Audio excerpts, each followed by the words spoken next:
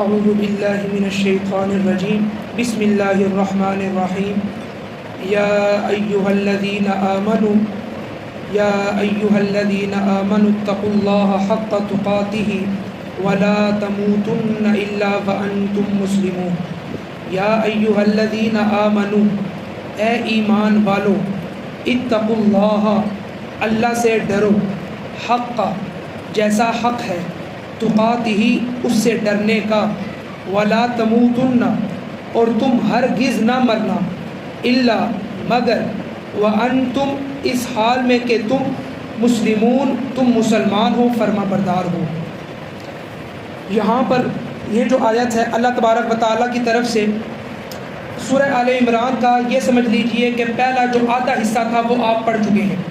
یہ دوسرا اور آخری حصہ اللہ تبارک و تعالیٰ نے جو ذکر کیا ہے، اس دوسرے حصے کی جو پہلی آیت ہے جو آج ہم بیان کر رہے ہیں، یا ایھا الذین آمنوا، اے ایمان والو، یعنی اللہ تبارک و تعالیٰ اب آل عمران کے دوسرے حصے میں ایمان والوں سے مخاطب ہوئے۔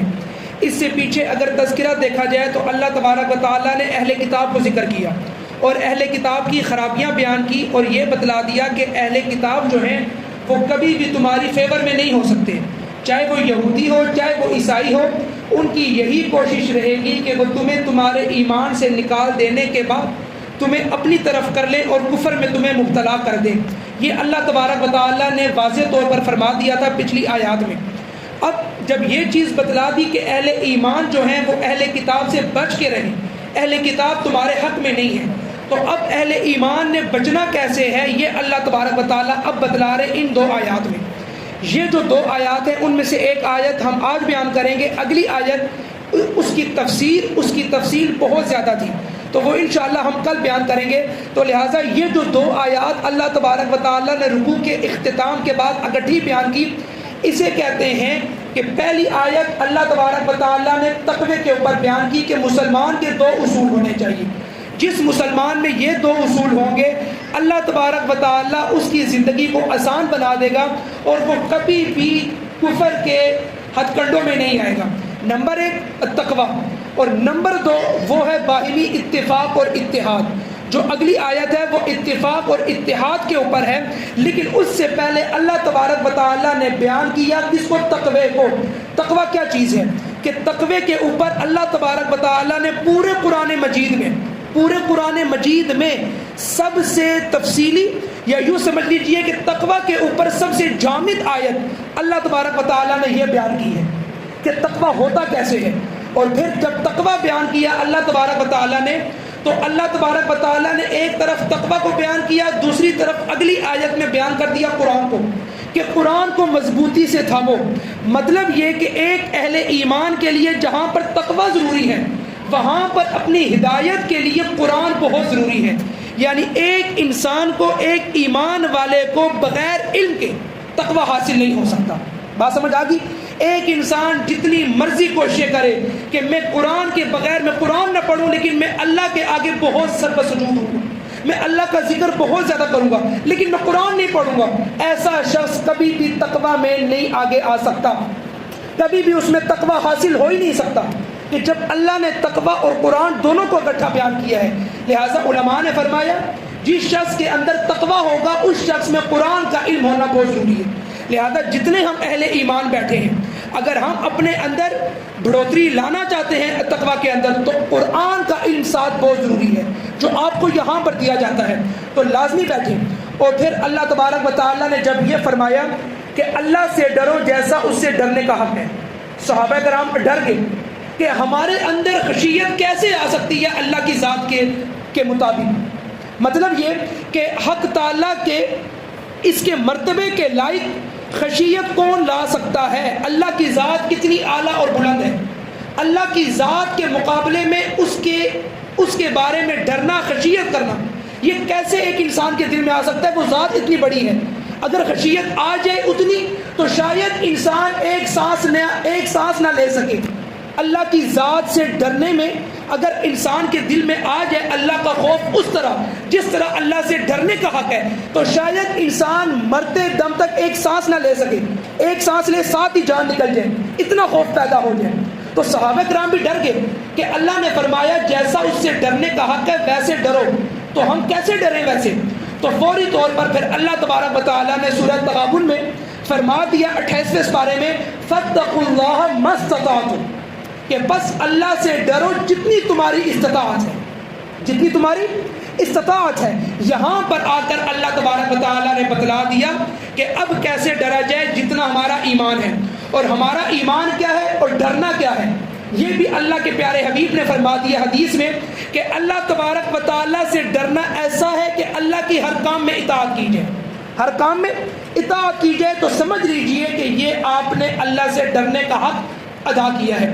اب یہاں پر بعض مفسرین نے فرمایا کہ یہ جو آیت ہے یہ حکم ختم کر دیا گیا ہے سورہ تغابن کے اس حکم سے کہ فاتقوا اللہ ما استطعتم، اللہ سے ایسے ڈرو جتنی تمہاری استطاعت ہے، نہ کہ اتنا ڈرو جتنا اس سے ڈرنے کا حق ہے۔ لیکن عبداللہ بن عباس رضی اللہ تعالیٰ عنہ فرماتے ہیں نہیں، یہ حکم اب بھی باقی ہے مسلمانوں کے لیے، اللہ سے ویسے ہی ڈرنا ہے جیسے ڈرنے کا حق ہے، اور وہ ڈرنے کا حق ہے خود فرمایا عبداللہ بن عباس رضی اللہ تعالیٰ عنہ نے، جب تک زندگی ہے اللہ کی راہ میں جہاد کرتے رہو، یہ ڈرنے کا حق ہے۔ اپنی زندگی میں عدل کو قائم رکھو، اپنی زندگی میں ماں باپ کا حق، ماں باپ اور اولاد کو عدل و انصاف کے ساتھ اپنے ساتھ رکھو۔ جتنا حق ماں باپ کا ہے اتنا حق ماں باپ کو دو، جتنا حق اپنی آل اولاد کا ہے اتنا حق اپنی آل اولاد کو دو، ان کے ساتھ انصاف اور عدل کے ساتھ پیش آؤ، یہ تم اللہ سے ڈر لو۔ اسی کے ساتھ فرمایا کہ اسلام ہی پہ مرنا، اسلام ہی پر مرنا، جب یہ تم سارے کام کر لو گے تو ظاہر سی بات ہے تمہاری زندگی میں اسلام آ چکا ہے، پھر اسی اسلام پر مرنا اور تمہیں موت بھی اسلام پر آئے گی، اور پھر اسلام پر مرنے کے بعد اللہ تمہیں ویسا ہی اٹھائے گا جیسے تمہیں اللہ نے موت دی ہے، یعنی کہ اسلام کے اوپر۔ سمجھ لو کہ تم نے اپنی زندگی میں تقوی کو حاصل کر لیا ہے۔ بات سمجھ آ گئی؟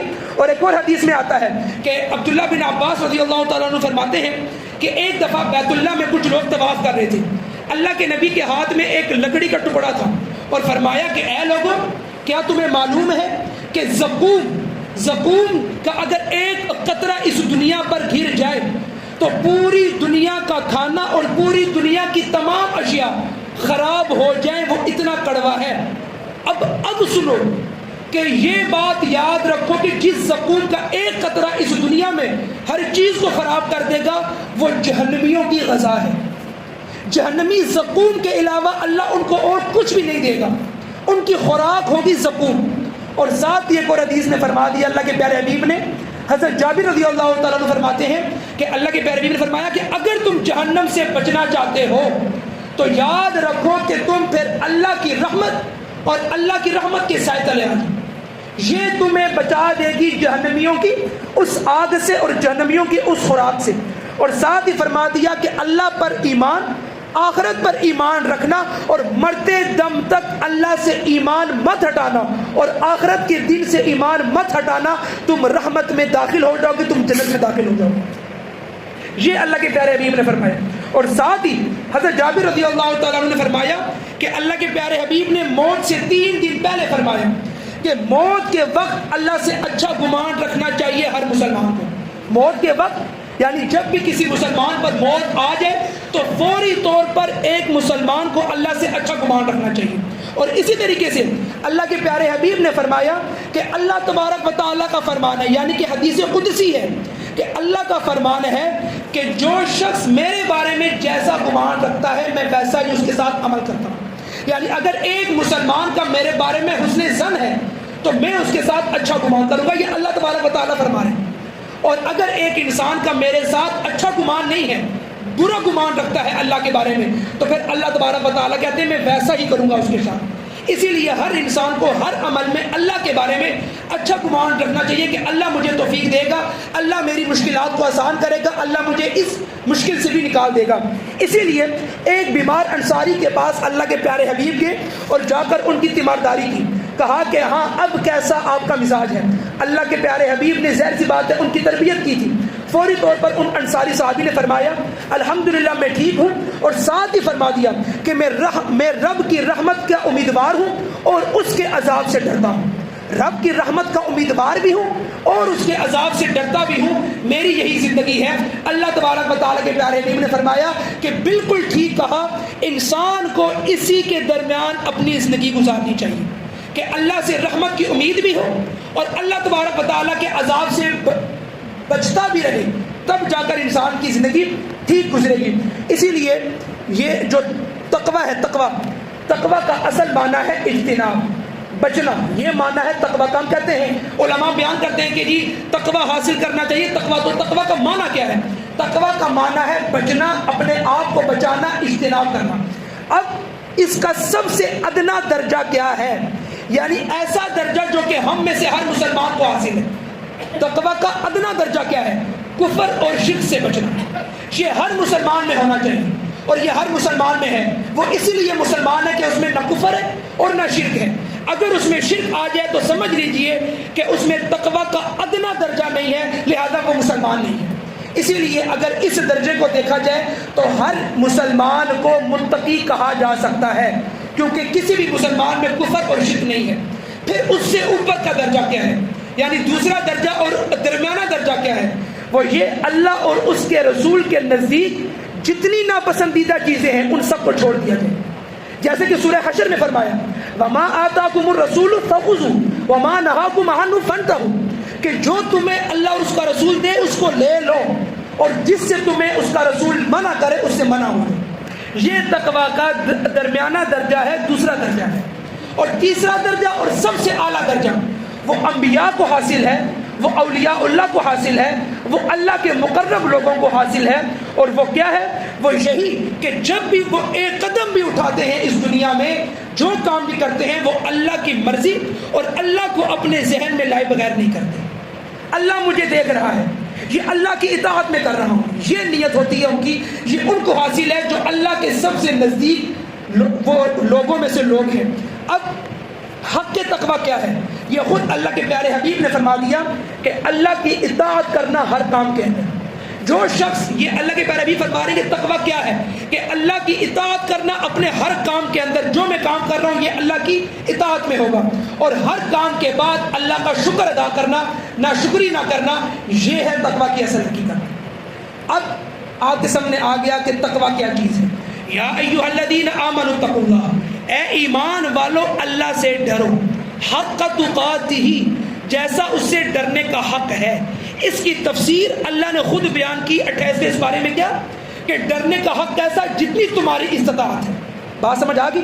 ورنہ یقین کریں کہ اللہ کی ذات اتنی بڑی ہے کہ اگر ہم سب بھی اللہ سے ڈرنے ہو جائیں اور ہم سب کا ڈرانا اکٹھا کیا جائے اللہ کی ذات کے مقابلے میں، پھر بھی ہمارا ڈرنا نہیں ہے۔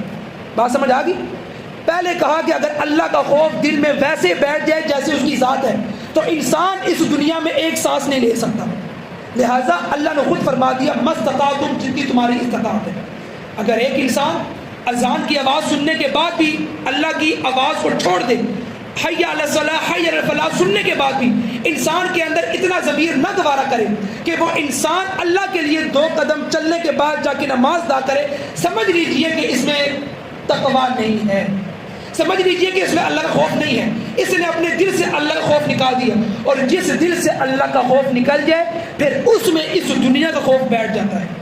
اور اس دنیا کے بارے میں دنیا بنانے والے نے فرما دیا وَمَا الْحَيَاةُ الدُّنْيَا إِلَّا مَتَاعُ الْغُرُورِ، کہ یہ دنیاوی زندگی صرف ایک دھوکے کا سامان ہے۔ یہ بنانے والا فرما رہا ہے، بنانے والا، اس نے کہہ دیا کہ یہ دنیاوی زندگی دھوکے کا سامان ہے۔ اور انسان کا دل تو ایسا ہے کہ ایک عالم نے کیا بخوبی کہا، اس نے کہا کہ انسان کا دل ایک کشتی کی طرح ہے۔ جس طرح ایک کشتی ایک سمندر کے اوپر ہے، اگر کشتی میں ایک سوراخ ہو جائے تو سارا پانی اس کشتی میں داخل ہو جاتا ہے، لیکن اگر سوراخ نہ ہو تو وہ کشتی سمندر کے اوپر چلتی رہتی ہے۔ یہی مثال دل کی ہے۔ اگر دل میں ایک سوراخ دنیاوی نعمتوں کو دیکھ کر آ جائے کہ آئے ہائے یہ دنیاوی نعمتیں ہیں، اللہ کو بھول جائے، اس نے اپنے دل میں ایک سوراخ کر دیا۔ اب اس کے دل میں دنیاوی محبتیں آتے آتے آتے ایک دن یہ آئے گا کہ اذان ہوگی اور وہ اذان سننے کے بعد بھی اپنی جگہ سے نہیں ہلے گا۔ یہ وہ طاقت دکھائے گا اللہ کو کہ اللہ کا تقویٰ اب میرے دل میں نہیں ہے۔ بہرحال اس سے ہمیں بچنا چاہیے۔ بہرحال اللہ تبارک و تعالیٰ نے فرمایا آگے وَلَا تَمُوتُنَّ، اور تم ہرگز نہ مرنا یہ اللہ کا حکم ہے، تم ہرگز نہ مرنا۔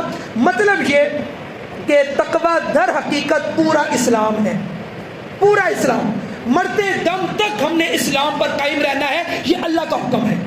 اور اگر ہم مرتے دم تک اسلام پر قائم نہ رہے، مطلب یہ کہ ہم نے یہاں پر اللہ کی نافرمانی کر دی، اور اللہ کا حکم آ گیا ہے وَلَا تَمُوتُنَّ، تم ہرگز نہ مرنا اے لوگو، اے ایمان والو، الا مگر وَأَنْتُمْ، اس حال میں کہ تم مسلمون، تم مسلمان ہو، تم اللہ کے فرما بردار ہو، تم اللہ کے وفادار ہو۔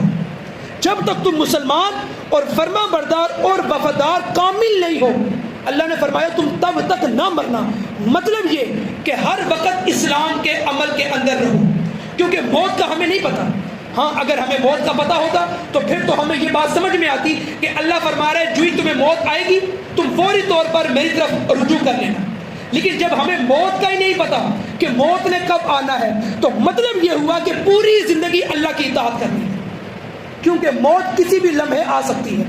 تو لہٰذا اسی لیے ہر لمحے اللہ کی اطاعت کرنا، کیونکہ اللہ کا حکم آ گیا ہے کہ میری اطاعت کے بغیر نہ مرنا، اور اگر مار دیے جاؤ گے تو پھر اس کے بعد آپ کے سامنے آ چکا ہے کہ اللہ کے پیارے حبیب نے فرمایا زقوم نامی درخت کا اگر ایک قطرہ اس دنیا میں ڈال دیا جائے تو دنیا کی تمام اشیاء خراب ہو جائے، اور جہنمیوں کی غذا اللہ زقوم کا درخت لگائے گا۔